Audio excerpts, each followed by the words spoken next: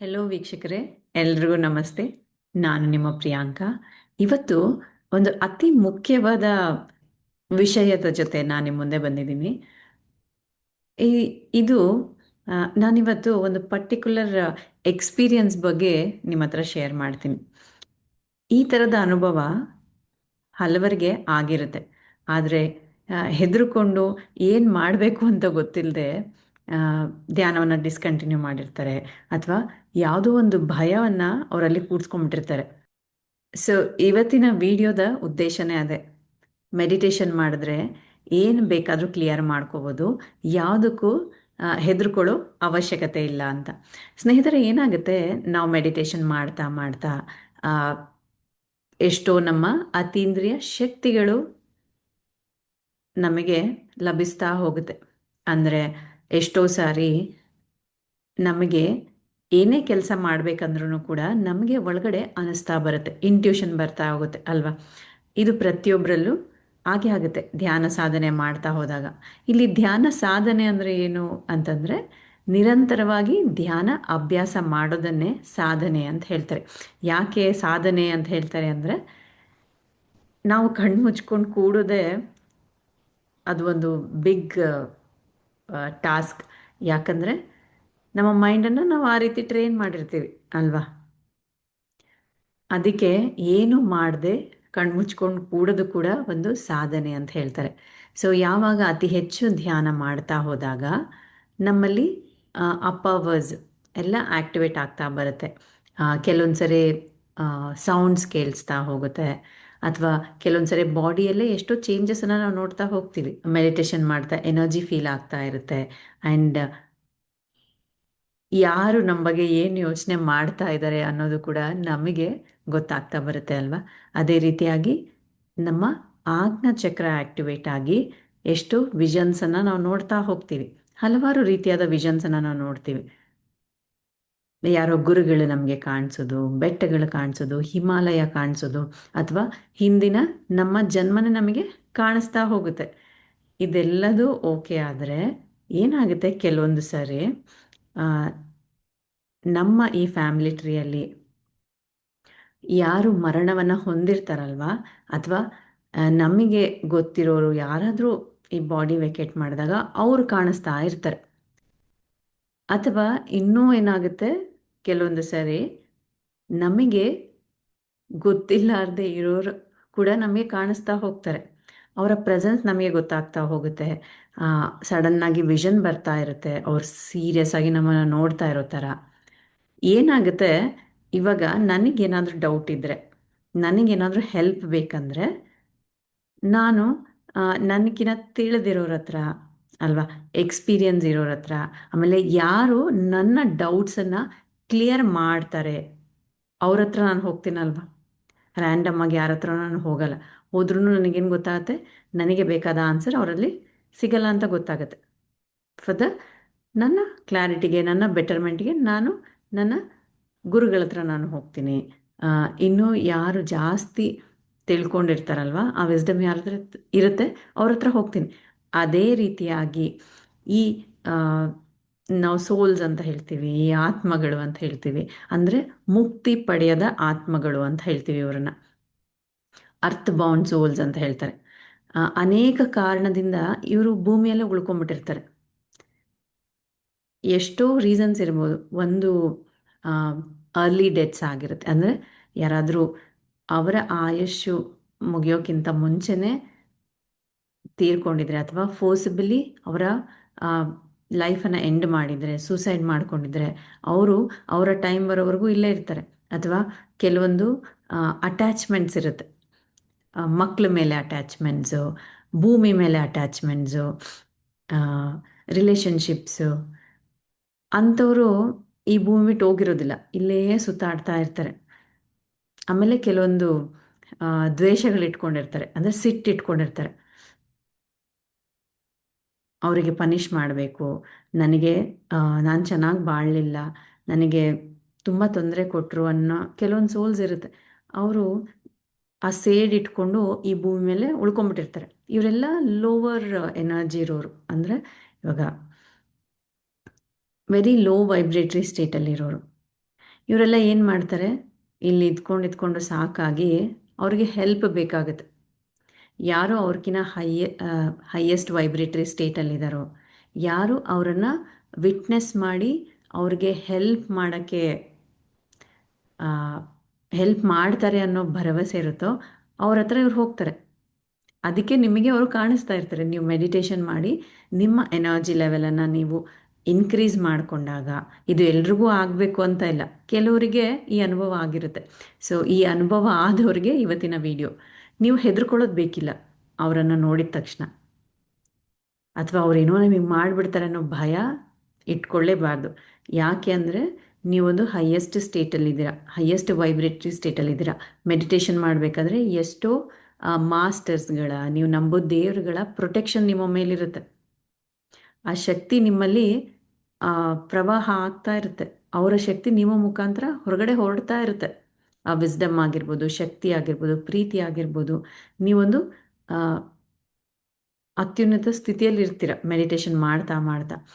ಆವಾಗ ಹೆಲ್ಪ್ ಕೇಳಿಕೊಂಡು ಈ ಥರ ಸೋಲ್ಸ್, ಅರ್ತ್ ಬಾರ್ನ್ ಸೋಲ್ಸು, ದೆವ್ವ ಪಿಶಾಚ ಅಂತ ನಾನು ಹೇಳೋದಿಲ್ಲ, ಈ ಅರ್ತ್ ಬಾರ್ನ್ ಸೋಲ್ಸ್ ಅಂತ ಹೇಳ್ತೀವಿ. ಅವ್ರಿಗೆ ಯಾವ ಪವರ್ ಇರೋದಿಲ್ಲ.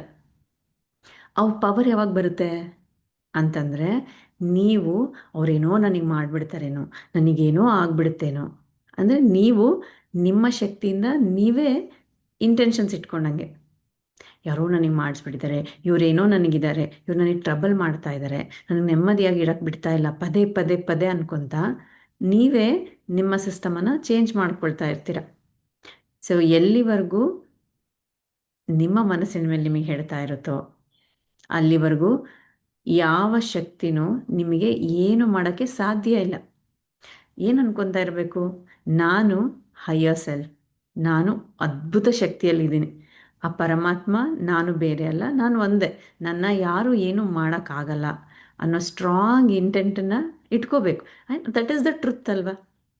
ನೀವೊಂದು ಎನರ್ಜಿ ಬೀಯಿಂಗ್, ಒಂದು ಹೈಯೆಸ್ಟ್ ವೈಬ್ರೇಟರಿ ಸ್ಟೇಟಲ್ಲಿದ್ದೀರಾ, ನಿಮ್ಮನ್ನು ಯಾರೂ ಟಚ್ ಮಾಡೋಕ್ಕೆ ಸಾಧ್ಯನೇ ಇಲ್ಲ. ಇನ್ ಕೇಸ್ ಆ ಥರ ಕಂಡಾಗ ನೀವು ಭಯ ಆದರೆ ಹನುಮಾನ್ ಪ್ರೊಟೆಕ್ಷನ್ ಶೀಲ್ಡ್ ಅಥವಾ ಪತ್ರಿಜಿ ಸೃಷ್ಟಿಸಿದ ಆ ಪ್ರೊಟೆಕ್ಷನ್ ಶೀಲ್ಡ್ ನನ್ನ ಮೇಲೆ ಸ್ಥಾಪಿತವಾಗಲಿ ಅನ್ಕೊಬೇಕು. ವಿಜುವಲೈಸ್ ಮಾಡ್ಕೋಬೇಕು, ಊಹೆ ಮಾಡ್ಕೋಬೇಕು. ಒಂದು ಕವಚ ಥರ ನಿಮ್ಮ ಸುತ್ತ ಫಾರ್ಮ್ ಆಗ್ತಾ ಇದೆ. ಬಿಕಾಸ್ ನೀವೇನು ಅನ್ಕೊತಿರೋ ಅದೇ ನಡೆಯುತ್ತೆ. What you think is what you become. ಸ್ಟ್ರಾಂಗಾಗಿ ಆ ಥರ ಅಂದ್ಕೊಂಡಾಗ, ಆ ಥರ ವಿಜುವಲೈಸ್ ಮಾಡಿದಾಗ ನಿಮ್ಮ ಎನರ್ಜೀಸ್ನು ಕೂಡ ನೀವು ಪ್ರೊಟೆಕ್ಟ್ ಮಾಡ್ಕೊಳ್ಳೋಕ್ಕೆ ಸಾಧ್ಯ ಆಗುತ್ತೆ. ಸೊ ಅವರು ಹೆಲ್ಪ್ ಕೇಳ್ಕೊಂಡು ಬಂದಿರ್ತಾರೆ ನಿಮಗೆ, ಹೇಳಿದ್ನಲ್ವ, ಯಾವುದೋ ಒಂದು ಕಾರಣದಿಂದ ಇಲ್ಲೇ ಸ್ಟ್ರಕ್ ಆಗಿಬಿಟ್ಟಿರ್ತಾರೆ. ಅವ್ರಿಗೆ ನಿಮಗೆ ಹಾನಿ ಮಾಡಬೇಕು ಅಂತ ಯಾವ ಉದ್ದೇಶ ಇರೋದಿಲ್ಲ. ಬಟ್ ಕೆಲವೊಂದು ಕಾರ್ಮಿಕ್ ರಿಲೇಷನ್ಸ್ ಇದ್ದರೂ ಕೂಡ ಅವರಿಂದ ತೊಂದರೆಗಳಾಗ್ತಾ ಇರುತ್ತೆ. ಸೊ ಏನು ಮಾಡಬೇಕು, ಫಸ್ಟ್ ಅವ್ರನ್ನ ಕಂಡ ತಕ್ಷಣ ಅವ್ರಿಗೆ ಮೆಡಿಟೇಷನಿಗೆ ಕೂತ್ಕೊ ಅಂತ ಹೇಳಬೇಕು. ನಿಮ್ಮ ಸಿಸ್ಟಮನ್ನು ಆಲ್ರೆಡಿ ನೀವು ಪ್ರೊಟೆಕ್ಟ್ ಮಾಡ್ಕೊಂಡಿದ್ದೀರಲ್ವ ಪ್ರೊಟೆಕ್ಷನ್ ಶೀಲ್ಡಿಂದ, ಅದೇ ರೀತಿಯಾಗಿ ಅವರನ್ನು ಮೆಡಿಟೇಷನಿಗೆ ಕೂಡಿಸ್ಬೇಕು. ಕೂಡ್ತಾರೆ, ಅವರು ಕೇಳ್ತಾರೆ. ಬಿಕಾಸ್ ದಿ ನೀಡ್ ಹೆಲ್ಪ್ ಅಲ್ವಾ, ನೀವೇನು ಹೇಳಿದ್ರು ಕೇಳ್ತಾರೆ. ಸೊ ಕುಂತಾದ್ಮೇಲೆ ಅವ್ರ ಮೇಲೆ ಆಸ್ಟ್ರಲ್ ಕ್ರಿಸ್ಟಲ್ ಪಿರಮಿಡನ್ನು ಇನ್ವೈಟ್ ಮಾಡಬೇಕು. ಈ ಪಿರಮಿಡ್ಸ್ ಎಲ್ಲ ಏನು ಮಾಡುತ್ತೆ, ಅವರನ್ನು ಬ್ಯಾಲೆನ್ಸ್ಡ್ ಆಗಿರೋಕ್ಕೆ, ಅವ್ರಿಗೆ ರಿಯಲೈಸ್ ಆಗೋಕ್ಕೆ, ಅವ್ರಿಗೇನು ಇಲ್ಲಿ ತಡೀತಾ ಇರುತ್ತಲ್ವ ಅದನ್ನು ಕ್ಲಿಯರ್ ಮಾಡ್ಕೊಳ್ಳೋಕ್ಕೆ ಅವ್ರಿಗೆ ಸಹಕಾರ ಕೊಡುತ್ತೆ. ಒಂದು ಆಲ್ಕೆಮಿಸ್ಟ್ ಥರ. ಅವಾಗ ಏನು ಅನ್ಬೇಕು, ಪತ್ರಿಜಿ ಸೃಷ್ಟಿಸಿದ ಆಸ್ಟ್ರಲ್ ಕ್ರಿಸ್ಟಲ್ ಪಿರಮಿಡ್ ಅವರ ಮೇಲೆ ಸ್ಥಾಪಿತವಾಗಲಿ ಅನ್ಕೊಬೇಕು, ಅಥವಾ ಹನುಮಾನ್ ಸೃಷ್ಟಿಸಿದ ಪಿರಮಿಡ್, ಆಸ್ಟ್ರಲ್ ಪಿರಮಿಡ್ ಅವ್ರ ಮೇಲೆ ಸ್ಥಾಪಿತವಾಗಲಿ ಅನ್ಕೊಬೇಕು. ಫಸ್ಟ್ ಥಿಂಗ್ ಅನಲೈಸ್ ಮಾಡಬೇಕು. ನಿಮಗೆ ಗೊತ್ತಿರೋರೇ ಆದರೆ ಸಾರಿ ಕೇಳಿಬಿಡ್ಬೇಕು. ಇನ್ ಕೇಸ್ ನನ್ನಿಂದ ನಿಮಗೇನಾದರೂ ತೊಂದರೆ ಆಗಿದ್ದರೆ ಐ ಆಮ್ ರಿಯಲಿ ಸಾರಿ, ನನಗೆ ಇದನ್ನು ಇನ್ನೂ ತೊಗೊಂಡೋಗೋಕ್ಕೆ ಇಷ್ಟ ಇಲ್ಲ, ಯಾವುದೇ ರೀತಿಯಾದ ತೊಂದರೆ ನನ್ನಿಂದ ಗೊತ್ತಿಲ್ಲದೋ ಆಗಿದ್ರೂ ಐ ಆಮ್ ರಿಯಲಿ ಸಾರಿ ಅಂತ ಹೇಳಬೇಕು. ಓಕೆ.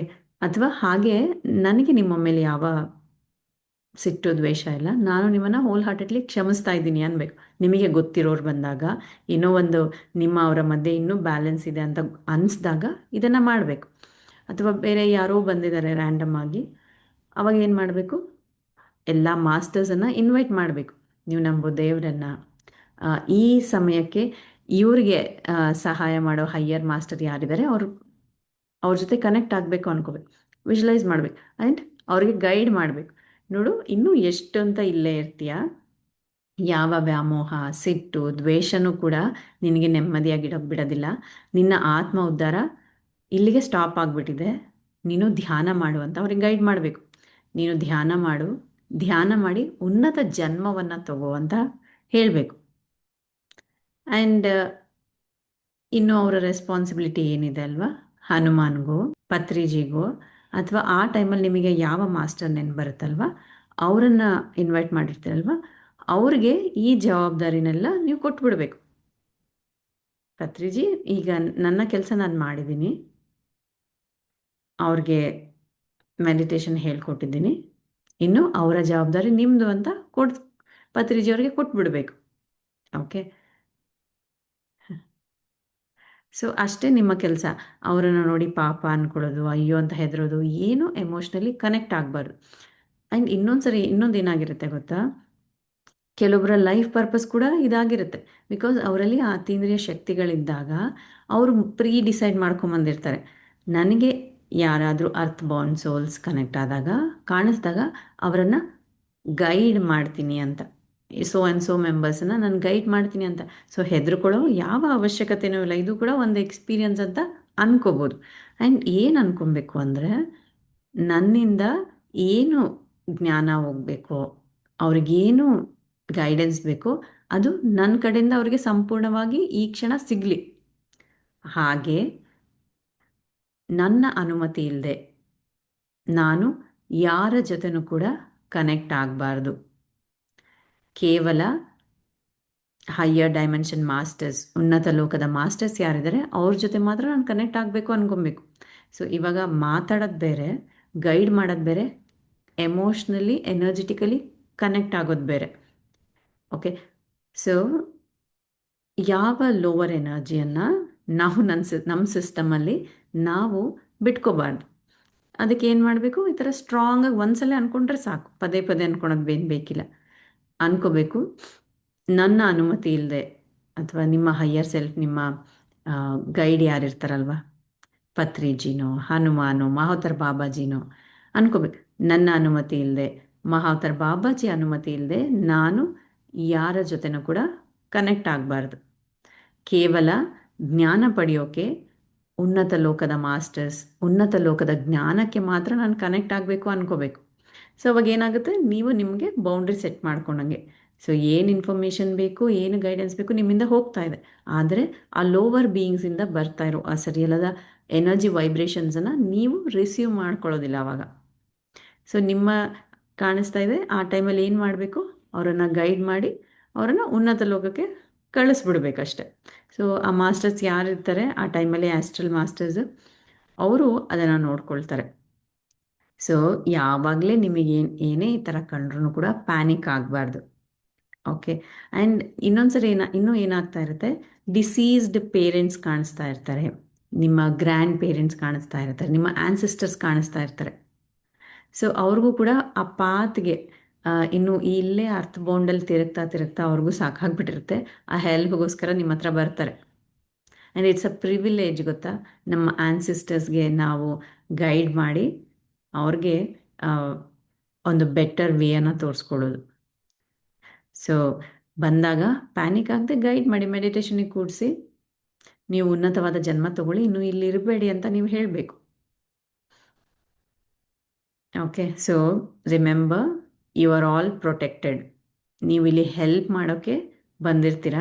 ಸೊ ಅದಕ್ಕೆ ನಿಮ್ಮ ಹೆಲ್ಪ್ ಕೇಳಿಕೊಂಡು ಬರೀ ಫಿಸಿಕಲ್, ಈ ವರ್ಲ್ಡಲ್ಲಿರೋ ಫಿಸಿಕಲ್ ಪೀಪಲ್ಸೇ ಬರೋದಿಲ್ಲ.